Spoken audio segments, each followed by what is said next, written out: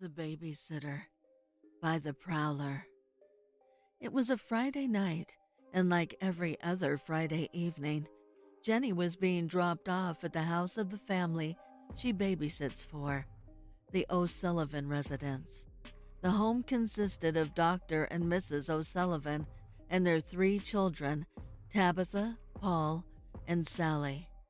On a usual Friday night, the O'Sullivans were typically gone for a few hours, usually going out to see a movie, then to a restaurant. But tonight they were attending a charity dinner for Dr. O'Sullivan's hospital, and Jenny was asked to stay longer into the evening. The O'Sullivans ordered the kids a pizza before they left, then said goodbye to the kids and left for the evening. Jenny locked the door behind them, then did her usual routine of checking the windows, then going to the kitchen to make sure the back door was locked. With the house secure, Jenny then went into the living room and joined the children to watch a movie. The children were always well behaved, except for this night. They were being difficult because they wanted to watch a scary movie, which they were never allowed to do. After much complaining, Jenny finally relented and agreed. She told them that she would put a scary movie on once the pizza arrived. When the pizza arrived shortly after, they all gathered in the living room and sat on the couch to eat their pizza and watch the movie. Around 8 o'clock, which was a half hour into the movie, the phone began to ring. Jenny quickly turned down the volume on the TV and answered the phone. "Hello? O'Sullivan residence," she said, sounding official, but momentarily there was no response, just silence. So she asked again, "Hello? Is anyone there?" As she was about to hang up, the silence was broken by a maniacal laughter, followed by a man's voice who said, "Prepare yourselves. I'm on my way."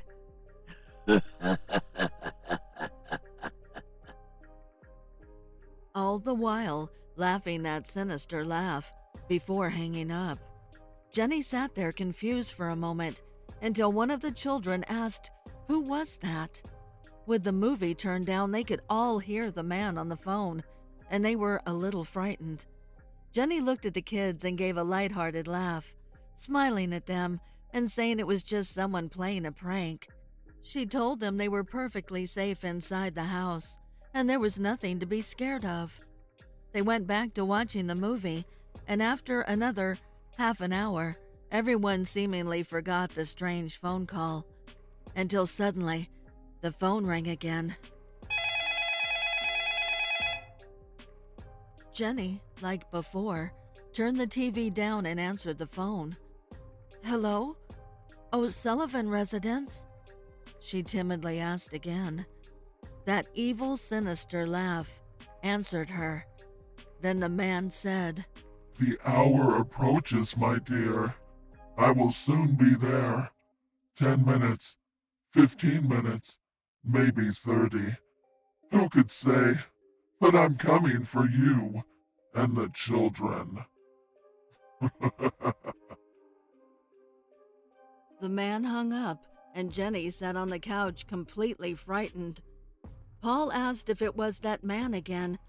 Jenny shook her head yes, and picked up the phone and dialed 911. She told the dispatcher everything that had happened and that this strange man was threatening her and the children. The dispatcher told Jenny they would try and trace the call if it happened again, to find out where these calls were coming from. 15 minutes passed by, and Jenny and the children sat in the living room, frightened, waiting to see if the phone would ring. And it did. Jenny reluctantly answered and said hello. It was the man again, laughing his horrible laugh. Jenny screamed, "Why are you doing this? What do you want from us?" The man stopped laughing, and his voice lowered into a serious tone and said, "To bathe in your blood all night long. I'll be there shortly. Jenny hung up in disgust and fear. Just then the phone rang again. She didn't want to answer, but she did, screaming at the man to leave them alone. But through her screams, she heard the dispatcher's voice. They told her the calls were coming from the phone line upstairs. The dispatcher told her to put the phone down, gather the children, and run outside. The police were on their way.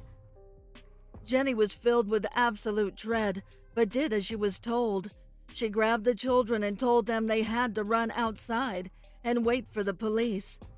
As they left the living room, they heard the door from the first room at the top of the stair swing open and crash into the wall, then saw a man walk out.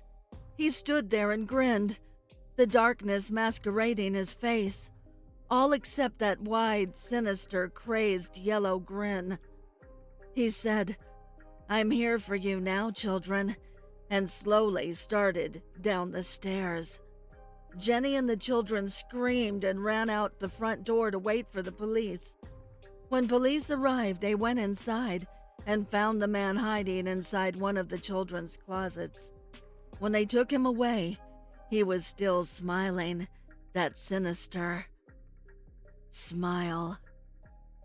This story, The Babysitter and the Man Upstairs, is a classic urban legend, a piece of American folklore dating back to the 1960s.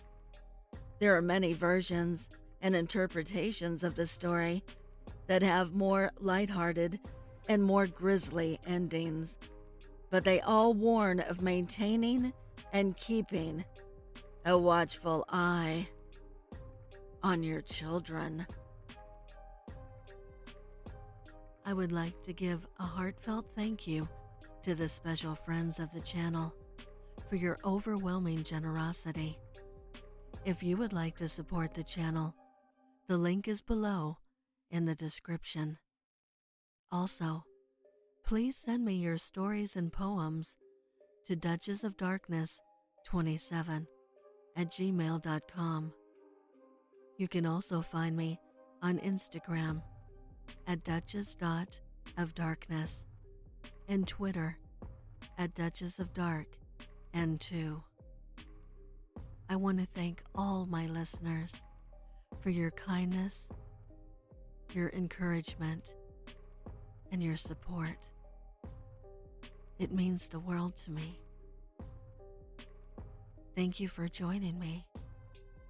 Until next time.